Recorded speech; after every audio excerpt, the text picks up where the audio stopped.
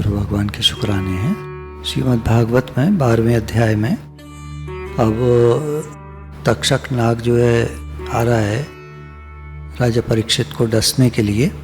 तो सुखदेव मुनि जैसे कोई अंतिम उपदेश देता है ना लास्ट बार के भाई अब ये उपदेश के बाद अब बस हो गया, तो ऐसे तो उपदेश करते हैं कि राजन अब तुम यह पशु बुद्धि छोड़ दो कि मैं मरूंगा, सब काटेगा तुमको।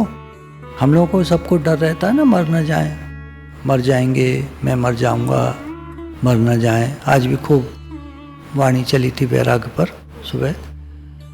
तो मरने वाला तो संपूर्ण संसार है ही, वो तो एक बात हुई। लेकिन अगर विचार करें तो कौन मरता है? मरता कौन है? शरीर छोड़ जाता है, जीवात्मा तो रहता ही है। जैसे हम कहते हैं मैं आत्मा हूँ, तो मैं थोड़ी मरता हूँ, शरीर छूटता है, शरीर छूट जाता है और मैं देह से अलग। एक दिन देह धारण हुआ था, एक दिन फिर अलग। तो कौन मरता है? शरीर तो 5 तत्व से निर्मित है, माँ के पेट से मिला और 5 तत्व में विलीन हो गया वो अपनी जगह, और हम भगवान से आए वापिस निकल गए शरीर में से, शरीर छूट गया। तो अगर स्वयं मर जाए तो दूसरी योनि में कौन जाएगा? दोबारा जन्म होता है आदमी का, दोबारा तिबारा जन्म होता रहता है, तो कौन जाता है दूसरी योनि में, या दूसरा जन्म कौन धारण करता है? कह रहे राजन तुम मरते ही नहीं। तो ये पशु बुद्धि, पशु सोचता है कि मैं मर जाऊंगा, जानवर सोचता है, उसको बड़ा डर लगता है, पीछे हो जाता है, डंडा दिखाओ कुछ करो, पीछे हो जाता है, भागता है। कुत्ते को देखिए डंडा दिखाइए, कंकड़ दिखाइए, भागेगा। तो पशु में होता है अपने को बचा के रखने का भाव। तो ये पशु बुद्धि है कि मैं मर जाऊंगा, बचना चाहता है। तो अगर स्वयं मर जाए तो दूसरी योनि में कौन जाएगा? स्वर्ग नरक में कौन जाएगा? 84 लाख योनियां कौन भोगेगा? तो इसलिए बताया कि स्वयं कभी मरता नहीं, क्योंकि वह परमात्मा का अंश है। ईश्वर अंश, जीव अविनाशी। समुद्र से जल उठता है, बादल बनता है, बादल बनकर बरसता है। जानकार लोग बता देते हैं कि अमुक जगह से बादल उठा है तो वह अमुक जगह बरसेगा। वर्षा का जल नाले में जाता है, नाला नदी में जाता है, नदी समुद्र में जाती है। तात्पर्य है कि समुद्र से उठने के बाद जल कहीं ठहरता नहीं, वापस समुद्र में समा जाता है। अगर ऐसे प्रोसेस नहीं माने तो धरती में चला जाता है, धरती से नीचे चला जाता है। एक बार एक सबमर्सिबल पंप लगाने वाला आया तो पूछा कि भाई नीचे पानी ये कब तक रहेगा, ये तो खींच रहे हैं इतने सारे लोग। तो उसने कहा जैसे दरिया आप बाहर देखते हो समुद्र, ऐसे एक दरिया नीचे चलता है जमीन के नीचे। बस ये है कि उसका लेवल घटता जा रहा है, क्योंकि पानी तेजी से खींच रहे हैं, उतनी तेजी से आ नहीं पाता है। तो ये भी एक समुद्र है। तो जो पानी यहाँ से जा रहा है मिट्टी में छोड़ रहे हैं या ऐसे खेतों में चला जाता है, वो नीचे चला जाता है, और नीचे जा कर के जो पाताल में पानी है उससे जाके मिल जाता है, और उसका जो स्रोत है वो समुद्र है। समुद्र खारा है बहुत, लेकिन मिट्टी से छनते छनते छनते छनते जो पानी आता है वो मीठा हो जाता है। सब सॉल्ट्स जो हैं उसके वो रह जाते हैं मिट्टी में। तो जब पानी जल जो है कहीं ठहरता नहीं, समुद्र में जाकर मिलता है, तब उसको शांति मिलती है।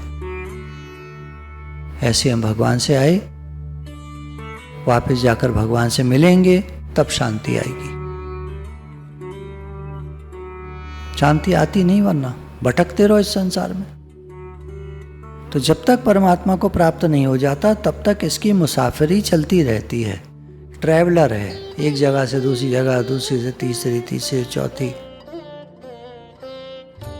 भ्रमण करता रहता है, अनेक योनियों में भ्रमण करता रहता है।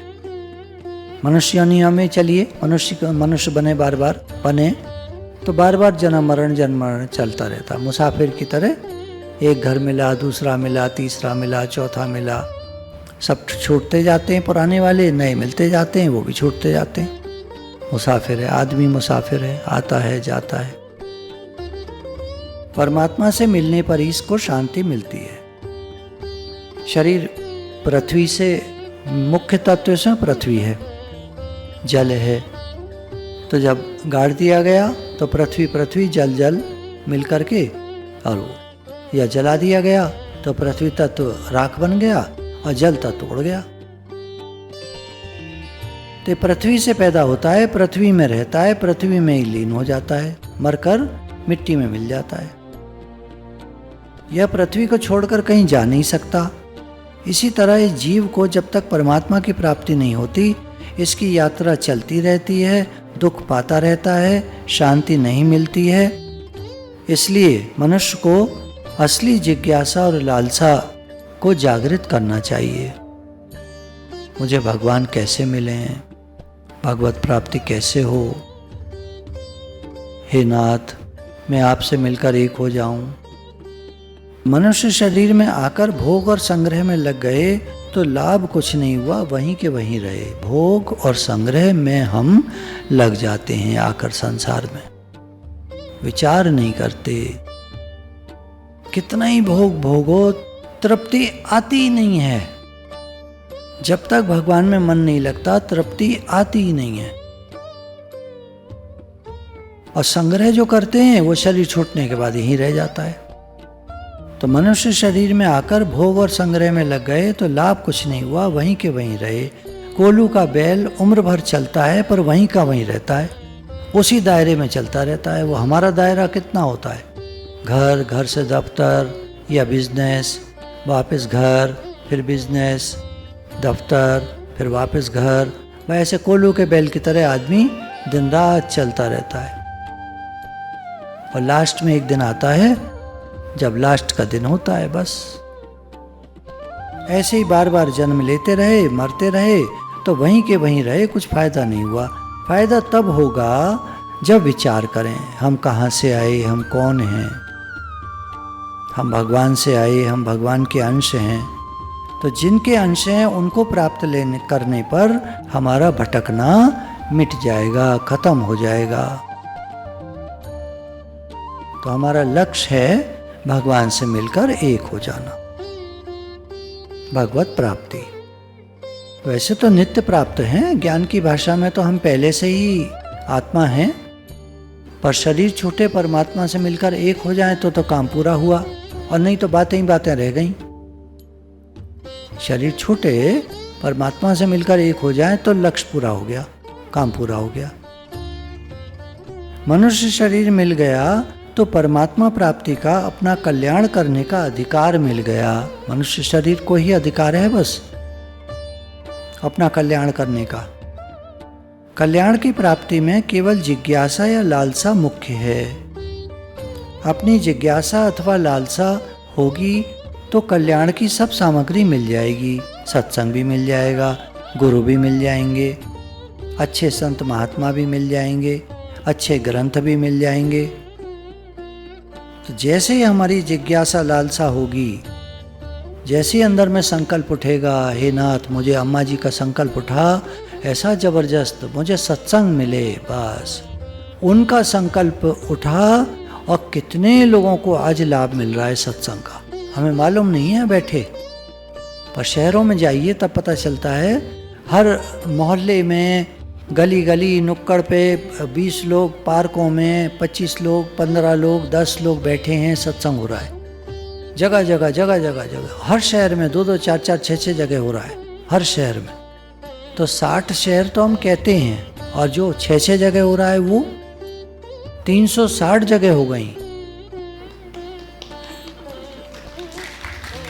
नहीं, कितना अम्मा जी का शुक्राना है। एक अम्मा जी का संकल्प उठा है ना, एक अम्मा जी का संकल्प उठा। और देखिए, यही तो ये कह रहे हैं, तुम्हें लालसा हो जाए, तुम्हें जिज्ञासा तो हो जाए, वो नहीं होती है ना, तभी तो प्रॉब्लम है। तुम्हें जिज्ञासा लालसा हो जाए तो सब कल्याण की सब सामग्री मिल जाएगी तुमको। सत्संग भी मिल जाएगा, गुरु भी मिल जाएंगे, अच्छे संत महात्मा भी मिल जाएंगे, अच्छे ग्रंथ भी मिल जाएंगे, सब मिल जाएगा अपना उद्धार करने का साधन। और देखिए वही हो रहा है, सब मिलता जाता है। कहाँ मिलेंगे, कैसे मिलेंगे, इसका तो पता नहीं, पर सच्ची जिज्ञासा या लालसा होगी तो मिलेंगे जरूर, ये पता है। कहाँ मिलेंगे, कैसे मिलेंगे, ये अलग बात है। ये तो हर एक का अपना अपना। अब कोई जो है हरिद्वार जाता है संत की खोज में, कोई वृंदावन जाता है संत की खोज में। कहाँ मिलेंगे, कैसे मिलेंगे, ये तो भगवान जाने, पर मिलेंगे जरूर, ये पक्की बात है। किसी को घर बैठी, अरे खुद चलकर दादा भगवान, एक शिष्य ने जरा सा आया सत्संग में बैठा और ये पूछ लिया, आपने कहा मैं आत्मा हूँ, मैं आत्मा कैसे हूँ, मुझे समझ में नहीं आया। दादा भगवान सोच में पड़ गए और रात को 2 बजे उसके घर पे घंटी बजा के कहते हैं चलो बैठो सत्संग करते। बेचारा बहुत चक्का रह गया, ये कहाँ से आ गए, कौन, मतलब किसने बता दिया पता, और मैंने तो खाली प्रश्न करा था, ये तो जवाब देने घर आ गए रात को 2 बजे। और 1 घंटा दादा भगवान ने उसको ज्ञान सुनाया। गुरु खुद घर चल कर आ जाए और कब आ जाए ये नहीं पता। आप कर्म योग, ज्ञान योग, भक्ति योग, जिस योग मार्ग पर चलना चाहते हैं उस मार्ग की सामग्री देने के लिए भगवान तैयार हैं। बस आप चलना चाहो, ये बात है। केवल आपकी लालसा होनी चाहिए। कल्याण की सच्ची लालसा वाला साधक बिना कल्याण हुए कहीं टिक नहीं सकेगा। कल्याण जरूर होना है। गुरु मिलेंगे तो कल्याण होगा, नहीं होगा तो इसका मतलब अभी गुरु नहीं मिले और मिलेंगे। साधु बन गया, अभी कल्याण नहीं हो रहा, इसका मतलब अभी साधु बना नहीं है, कपड़ा बदला है। तो सच्ची लालसा, सच्ची जिज्ञासा हमारी चाहिए। कल्याण तो होना ही होना है। सत्संग बड़े भाग्य से मिलता है और सच्ची लालसा वाले को सच्चा सत्संग अवश्य मिलता है। सत्संग तो बड़े भाग्य से मिलता है, ऐसे कहा है, बड़े भाग मानुष तन पावा और बड़े भाग पाएब सत्संगा। मानस में उत्तरकांड 33/4। बड़े भाग्य से सत्संग मिलता है, परंतु आगे ये भी लिखा है कि सच्ची लालसा वाले को सच्चा सत्संग अवश्य मिलता है। जिसके भीतर कल्याण की सच्ची लालसा है उसको कल्याण का मौका जरूर मिलेगा, इसमें कोई संदेह नहीं है। इसमें भाग्य का काम है ही नहीं। भाग्य का तो सिर्फ इतना था कि सत्संग के द्वार पर ले जाके खड़ा कर दिया उसने। अब हमें लालसा और जिज्ञासा हो गई तो हमारा काम पूरा जरूर होगा। अब भाग्य का काम खत्म। भाग्य का सिर्फ इतना था कि वो हमें सत्संग के द्वार पर ले आया, और उतने भी भाग्य की जरूरत नहीं है। अगर बिना, जैसे अम्मा जी का, बिना सत्संग मिले भी अंदर में जिज्ञासा, लालसा उत्पन्न हो गई कि मुझे सत्संग कैसे मिले, और उन्हें मिल गया। सांसारिक धन की प्राप्ति के लिए तो धन की इच्छा हो, उद्योग किया जाए, भाग्य साथ दे, परंतु परमात्मा तो इच्छा मात्र से मिल जाते हैं। इसमें भाग्य और मेहनत की जरूरत नहीं है, इच्छा मात्र। कारण कि मनुष्य शरीर मिला ही परमात्मा की प्राप्ति के लिए है, तो भाग्य क्या करेगा इसमें। तो इसलिए मनुष्य जन्म को सार्थक करना चाहिए, भगवान के लिए लालसा अंदर में जागृत हो जाए। जब तक कामना, भोग और संग्रह की इच्छा रहती है तब तक जीव संसारी रहता है। कामना मिटने पर जब जिज्ञासा पूर्ण हो जाती है तो जीव अपने अव्यक्त स्वरूप में स्थित हो जाता है। फिर वह स्वरूप जिसका अंश है उसके प्रेम की लालसा जागृत होती है। स्वयं अव्यक्त होते हुए भी ज्ञान में केवल अद्वैत रहता है और भक्ति में कभी द्वैत रहता है, कभी अद्वैत होता है। कभी भगवान दूर दिखते हैं, कभी पास दिखते हैं, कभी स्वयं में दिखते हैं। भक्ति में भक्त अपनी तरफ देखता है तो द्वैत होता है, भगवान की तरफ देखता है तो अद्वैत होता है। तो मैं भगवान का हूँ, भगवान मेरे हैं, यह अनुभव होने लगे। और भगवान की तरफ देखने से सब कुछ केवल भगवान ही है, यह अनुभव होने लगता है। मैं भगवान का हूँ, भगवान मेरे हैं, इसमें तो थोड़ा द्वैत रहा। सब कुछ भगवान बने हैं, सब कुछ भगवान ही है, यह अद्वैत हो गया। तो दोनों होने से प्रेम प्रतिक्षण वर्धमान होता है। कोई भी बात पकड़ लो, दोनों पकड़ लो, प्रेम बढ़ता जाए। अच्छा, भगवान से प्रेम बढ़ाने के लिए जागृत करने के लिए एकांत बहुत जरूरी है, ज़्यादा लोगों का संग नहीं। ज़्यादा लोगों से बात करना, संग, ये वो सब बेकार है। एकांत जितना मिलेगा, जितना एकांत मिले उतना अच्छा है। गुरु भगवान के शुक्राने।